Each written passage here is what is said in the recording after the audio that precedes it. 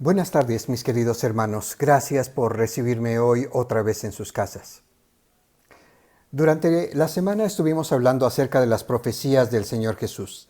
Noté por sus comentarios que algunos están muy interesados en saber acerca de los temas escatológicos de la Biblia, es decir, aquellos eventos que tienen que ver con el futuro de nosotros como hijos de Dios y con el de la humanidad.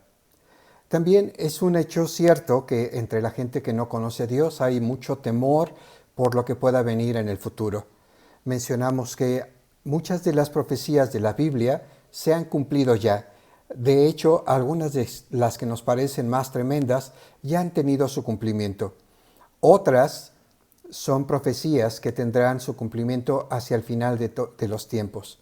Pero nosotros como cristianos deberíamos estar tranquilos porque confiamos en lo que Dios ha dicho acerca de nosotros, que sus pensamientos para nuestras vidas son pensamientos de paz. Su deseo es bendecirnos. Así que yo les diría, no se inquieten por lo que hay en el futuro, Dios tiene cuidado de nosotros. Hemos visto también que las profecías no son completas, no están completas. Como dice el apóstol Pablo, se nos ha sido revelado solamente de una manera parcial. Y esto, un servidor piensa que es así porque Dios nos permite también la posibilidad de alterar nuestro futuro si nos tomamos de su mano. Para eso está toda la enseñanza de la palabra de Dios, para que conociendo del Señor podamos modificar el futuro de nuestras vidas y traer bendición para la vida personal y también para nuestras futuras generaciones. Hemos observado también que la vida cambia cuando nosotros nos atrevemos a pedir la ayuda del Señor. Cuando lo interrumpimos dentro de su trayecto, dentro de las cosas que Él tenía o tiene pensado hacer. Lo vimos en los pasajes de la Escritura cuando el Señor Jesús se dirigía hacia algún lugar y fue interrumpido, Él se detuvo para ayudar a las personas. Y así también nosotros entendemos que podemos pedir la ayuda de Dios y detenerlo para solicitar que Él nos bendiga, que Él esté con nosotros y nos apoye en aquellas cosas que son importantes para nuestra vida.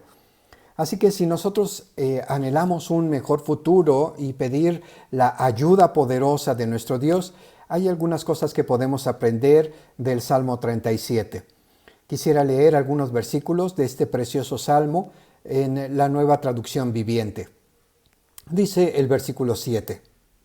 Quédate quieto en la presencia del Señor y espera con paciencia a que Él actúe. Quédate quieto en la presencia del Señor y espera con paciencia a que Él actúe. No te inquietes por la gente mala que prospera, ni te preocupes por sus perversas maquinaciones. Algo que el Señor nos dice en este pasaje es, está tranquilo, quédate quieto. Si hay un momento para estar quieto en la presencia del Señor, es justo cuando todo el mundo se ha ido a dormir y nosotros podemos refugiarnos en esa paz del Señor y pasar tiempo con Él en oración, sea en la madrugada o muy tarde, pasar tiempo con Él y esperar en su presencia. Dice la palabra, quédate quieto en la presencia del Señor, espera en Él. Hace unos días, mientras tocaba la guitarra y cantaba algunos cantos al Señor, me vino el recuerdo del pasaje de Noé estando en el arca después de que vino el diluvio.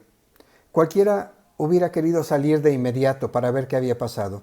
Sin embargo, aunque la lluvia cesó a los 40 días, tuvieron que esperar casi un año para poder salir de su hogar temporal y poder salir otra vez a la tierra. Hay una situación que es bastante asombrosa ahorita para mí y es el hecho de que ya pasaron más de 5 meses y medio desde que se pidió a la gente que fuera muy cuidadosa con este asunto de la pandemia. Hemos estado dentro de nuestros hogares y todo parece indicar que esta situación se va a extender todavía un tiempo largo. Yo les podría decir, hermanos, que para mí una idea verdadera del gobierno va a estar cuando se dé el semáforo verde para que los niños puedan entrar a clases otra vez. En este momento se ha dado un semáforo naranja para que la gente pueda regresar al trabajo, pero no quiere decir que las condiciones están mejor. Realmente podremos confiar en que estén mejor cuando los niños regresen a clases. Mientras tanto, tenemos que cuidarnos, tenemos que esperar en el Señor. Así que permanezcamos tranquilos en su presencia. Este mismo versículo nos dice que nos apartemos de las inquietudes que pudiera haber en nuestra mente o en nuestro corazón por causa de lo que están haciendo las personas malas, cómo están adquiriendo poder, dinero o riquezas o a través de acciones malas. Y el Señor nos dice, no te inquietes por ellos, simplemente quita la vista de ellos. Si te es posible, mi querido hermano, mi querida hermanita, no veas lo que hace esta gente malvada. No tiene nada que enseñarnos. Quita nuestra paz. Y el Señor nos hace ver que mejor esperemos en su presencia y que estemos tranquilos en Él. Hace unos días veía un documental acerca de las obras que realizó el rey Herodes en aquella región de Palestina. Y Herodes fue conocido en su tiempo como Herodes el Grande por 3 grandes construcciones que hizo. Cesarea la Marítima, donde quiso darle honor al César y también a su propia gloria. Masada, donde esperaba que en el caso de que las cosas se complicaran, pudiera subir a ese monte en donde construyó una fortaleza y estaban allí sus soldados y refugiarse en el caso de alguna situación complicada. Y el templo de Jerusalén. De los 3 lugares majestuosos que este hombre construyó para su gloria, simplemente no queda nada, unas cuantas ruinas. El Señor Jesucristo dijo acerca del templo, no quedará piedra sobre piedra, y lo que Herodes construyó está totalmente destruido, no existe ahora nada de eso. Así que no nos preocupemos por lo que la gente hace, preocupémonos por estar cerca del Señor en su presencia. Dice el versículo 2 de este Salmo 37, pues como la hierba pronto se desvanece, como las flores de primavera pronto se marchitarán. Todo aquel que se aleja de Dios en busca de la maldad terminará destruido. La palabra nos dice también en el versículo 5 y 6, si nosotros queremos la poderosa ayuda de nuestro Dios, dice el versículo 5 y 6, entrega al Señor todo lo que haces, confía en Él y Él te ayudará. Él hará resplandecer tu inocencia como el amanecer y la justicia de tu causa brillará como el sol a mediodía. Hay algunas personas que están paralizadas por el temor. Eso le llega a pasar incluso a muchos cristianos que no saben cómo actuar, qué hacer cuando están ante una disyuntiva, ante una encrucijada en la vida y no saben qué camino tomar. Y a veces el temor hace que las personas se queden paradas. Pero el Señor nos dice, entrega todo lo que haces y confía en Él y Él te va a ayudar. Él te ayudará.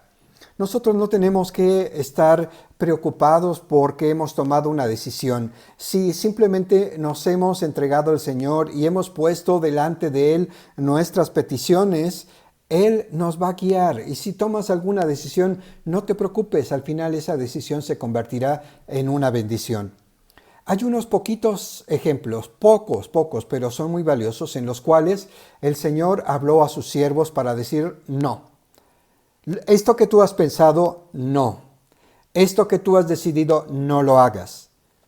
Y esos ejemplos han sido muy claros. Dios les ha hablado a sus siervos a través de su Espíritu Santo para hacerles saber que no deben ir a determinado lugar. La Biblia nos habla en pocas ocasiones, pero uno de los más notables es Hechos capítulo 16, versículos 6 al 8. Dice así. Luego Pablo y Silas viajaron por la región de Frigia y Galacia, porque el Espíritu Santo les había impedido que predicaran la palabra en la provincia de Asia en ese tiempo. Luego, al llegar a los límites de Misia, se dirigieron al norte hacia la provincia de Bitinia, pero de nuevo el Espíritu de Jesús no les permitió ir allí. Así que siguieron su viaje por Misia hasta el puente de Troas. Ellos tenían el deseo de predicar la palabra y habían trazado su rumbo para ir a determinadas ciudades, pero Dios les dijo, no vayan allá. Algunas ocasiones Dios es muy claro para decirnos, no emprendas esto. Sobre todo, si tú ves el consejo de la palabra de Dios que te está diciendo que eso que vas a hacer está contra su voluntad, ni lo intentes, ni lo intentes. Simplemente da la vuelta y di no, al igual que el Espíritu del Señor. Algunas ocasiones cuando Dios permite eso es porque tiene otros planes mejores que los que nosotros teníamos. Cuando Pablo y Silas se dirigían hacia aquel lugar, cambiaron de rumbo y se dirigieron hacia Europa. Y al estar allá, llegaron a un lugar en donde había un río y después de orar, ellos pensaron que a ese lugar llegarían las personas que tuvieran necesidad de Dios. Y efectivamente llegó una mujer llamada Lidia. Lidia era una mujer empresaria en su tiempo. Ella vendía telas de púrpura, una tela muy cara en su tiempo. Pero ella era una mujer que tenía una gran necesidad de Dios. Y ella, impulsada por el Espíritu de Dios, se dirigió hacia el río para adorar al Señor. Y cuando ella llegó, escuchó hablar a Pablo del mensaje del Evangelio. Y esta mujer entendió que esa búsqueda que ella tenía había sido escuchada por Dios, como le pasó a otras muchas personas en la Biblia. Oraron en silencio, buscaron a Dios esperando la bendición de Dios y Dios se reveló a ellos en público. Y en esta ocasión, cuando escuchó a Pablo predicar de la palabra, ella se rindió completamente al Señor, entendió que el mensaje era para ella, se convirtió, se bautizó y les pidió a Pablo y a Silas que se quedaran en su casa, que se hospedaran durante ese tiempo en el cual ellos iban a predicar de la palabra de Dios. Así que Dios tenía un propósito muy especial. Escuchó la voz de una mujer solicitando su ayuda y desvió a sus siervos para que fueran a predicarle y para que el evangelio fuera recibido en el corazón de esta mujer. Dios tiene planes mucho mejores que los que nosotros tenemos algunas ocasiones. Pero también a mí me llama mucho la atención que durante este viaje Dios habló a esta mujer, se convirtió en una mujer importante porque saben ustedes, fue la primera mujer del continente europeo que se convirtió al cristianismo. Si piensan en los europeos cristianos, piensen en Lidia, fue la primera mujer europea que escuchó la palabra y se convirtió al Señor. Pero también hubo otro asunto ahí que se convirtió en un problema, porque por causa de la predicación del Evangelio, el apóstol Pablo y Silas fueron llevados a la cárcel de Filipos y estaban allí encarcelados después de que los habían golpeado por predicar la palabra. Cualquiera de nosotros podría haber pensado, Señor, si me hubieras dejado ir a aquel lugar, no estaría en esta prisión. Pero al estar allí, Pablo y Silas empezaron a adorar a Dios, a alabar su nombre. En ese tiempo, esa ciudad estaba custodiada también por los romanos. Y los romanos tenían a soldados que custodiaban las cárceles. Esa noche había un carcelero allí que estaba custodiando.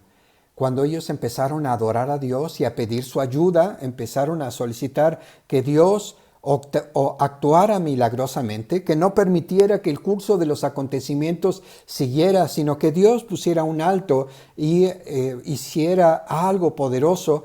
La Biblia dice que hubo un temblor muy fuerte y las puertas de la cárcel se abrieron. El carcelero se asustó por lo que él alcanzó a ver, seguramente él estaba medio dormido, se despertó con el temblor, vio que las puertas, las rejas estaban abiertas y entonces tomó una espada tratándose de matar, porque él sabía que si los prisioneros habían escapado mientras él estaba dormido, lo que le acontecería a la mañana siguiente sería que lo mataran y tal vez lo torturaran. Así que él estaba decidido a matarse cuando escuchó la voz de Pablo que le dijo, no te hagas daño, no te hagas daño. Y este hombre hizo una pregunta que para los cristianos de todas las edades ha sido algo precioso. Yo entiendo que Dios desvió a Pablo y a Silas hacia aquel lugar, aquella cárcel, para decirnos estas mismas palabras que le dijo al carcelero de Filipos. Él preguntó, señores, ¿qué debo hacer para ser salvo? Y Pablo le dijo, cree en el Señor Jesucristo y serán salvos tú y todos los que habitan en tu casa. Esta promesa sigue estando vigente para nosotros. Podemos pedir la ayuda de Dios, podemos decirle, Señor, ¿qué necesito para ser salvo? Y el Señor nos va a decir, cree en mí y traeré la salvación para ti y para todos los que habitan en tu casa, para toda tu familia. Nosotros podemos saber que Dios siempre tiene planes de bendición. El versículo también dice otra cosa muy importante. Él hará resplandecer tu inocencia como el amanecer, y la justicia de tu causa brillará como el sol a mediodía. Hay dos maneras como podemos interpretar este versículo. En primer lugar, podríamos pensar que algunas ocasiones nosotros hacemos algo bueno, y por eso bueno que nosotros hacemos, somos acusados de algo malo. ¿Te ha pasado? A mí me ha ocurrido en algunas ocasiones. Hemos tratado de hacer cosas buenas y las personas que tienen malos pensamientos lo han volteado para hablar mal acerca de nosotros. A lo malo le llaman bueno y a lo bueno le llaman malo. Pero el Señor nos dice que si este es tu caso, no te preocupes, porque Él hará brillar tu inocencia como el amanecer y tu justicia como el sol de mediodía. También otra manera de interpretarse es esta. Puede ser que tú estás actuando con inocencia al creer en todas las palabras de Dios y algunas personas te dicen eres una persona crédula. Te están lavando el cerebro. Deberías ser más malicioso.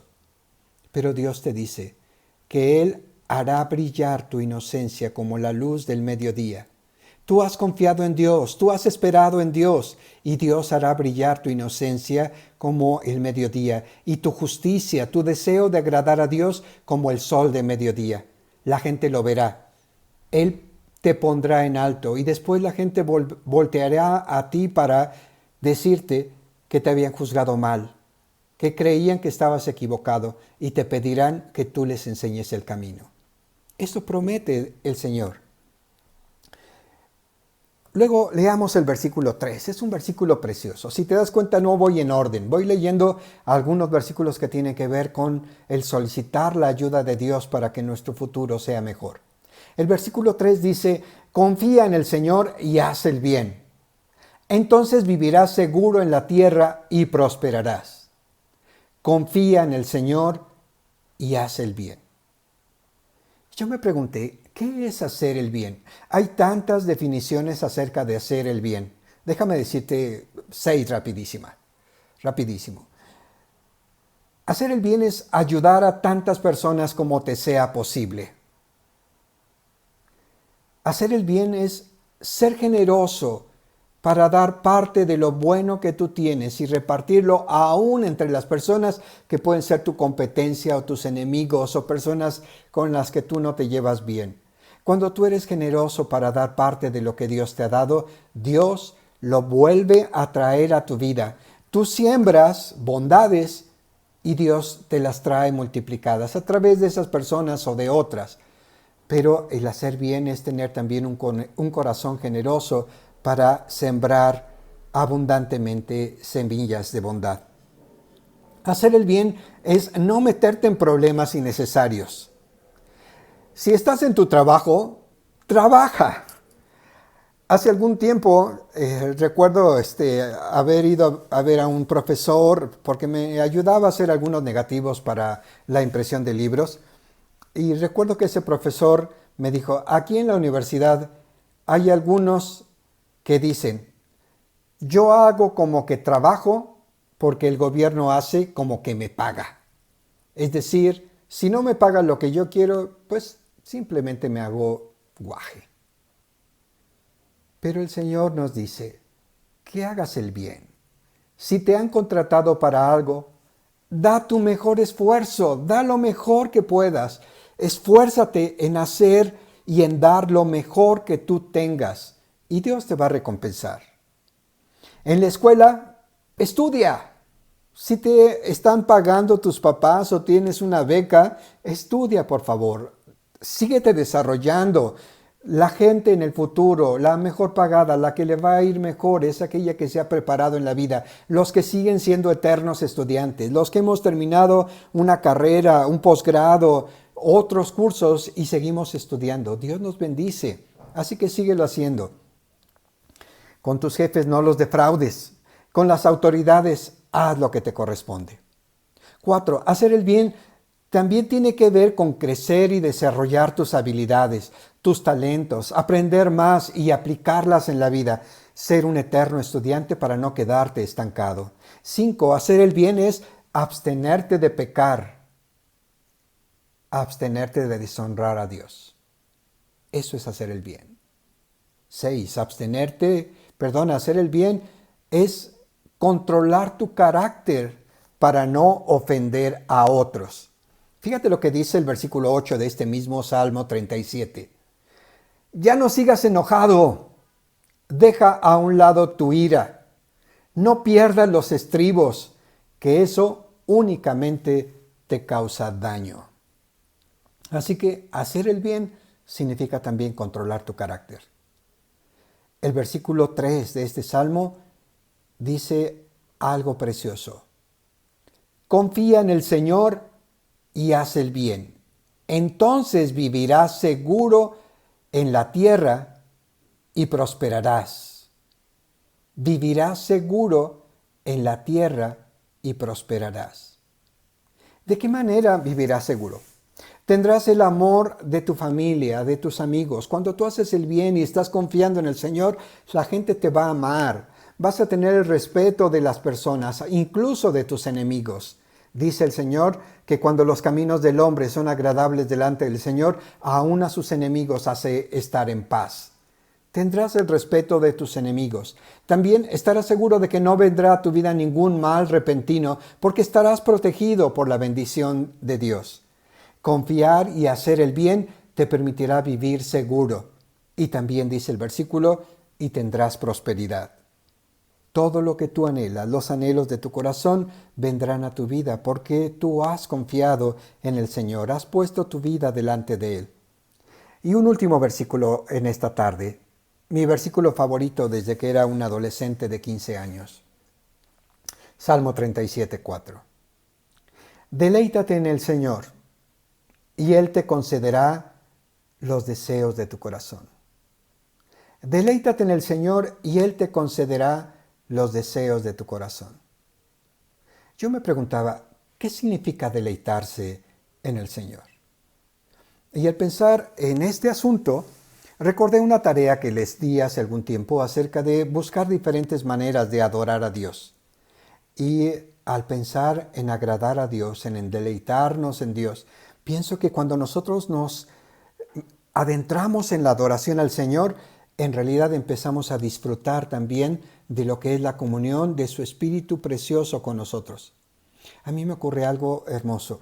Cada vez que pienso en el Espíritu de Dios y lo saludo en las mañanas, lo adoro, le reconozco, lo bendigo, solo pensar en el Señor, solo decir, precioso Espíritu, yo te adoro, yo te alabo, viene a mi vida una paz tan preciosa y me doy cuenta de que es un regalo tan maravilloso que nos dio nuestro Señor Jesucristo cuando nos dijo, no se preocupen, no tengan temor, no los voy a dejar solos, yo me regresaré a la casa de mi Padre, pero los enviaré al Consolador, al Espíritu Santo, para que esté con ustedes todos los días, para que les impulse, para que les bendiga, para que les guíe.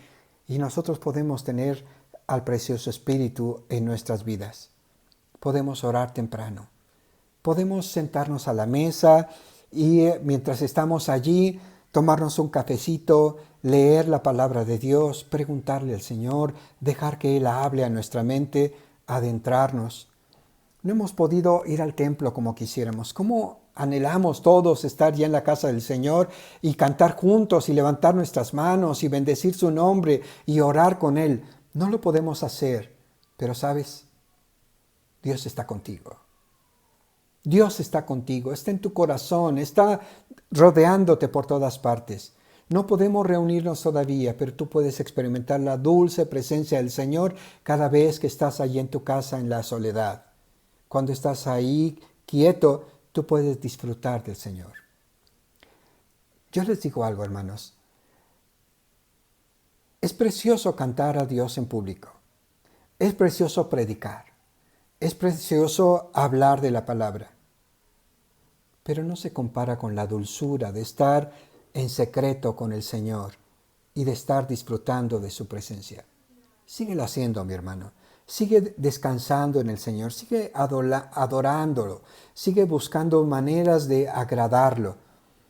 Cuando tú estás con tu familia y empiezas a darle gracias a Dios en tu mente diciendo, Señor, qué bonito es estar con mis hijos, con mis hermanos, con mis nietos. Cuando tú estás allí en familia, sea que estás reunido o que solo lo puedas ver como nosotros a través del Zoom, cada vez que los veas, adora a Dios, dale gracias y dile, Señor, gracias por este regalo tan precioso que me has dado. Dale gracias por tus padres si están todavía contigo. Es un regalo precioso. Algunos ya vimos que fueron ganados para el cielo, ya no están con nosotros y los extrañamos. Pero si tú tienes la bendición, valora el tener a tus padres contigo. Valora a tus abuelitos. Una última cosa acerca de agradar a Dios. Olvida el pasado. Hay muchas cosas que tienes en tu cabeza, en tu memoria, que te siguen lastimando. Suéltalas, olvídalas. No te acuerdes nada más de ninguna cosa del pasado, sino solamente de esto.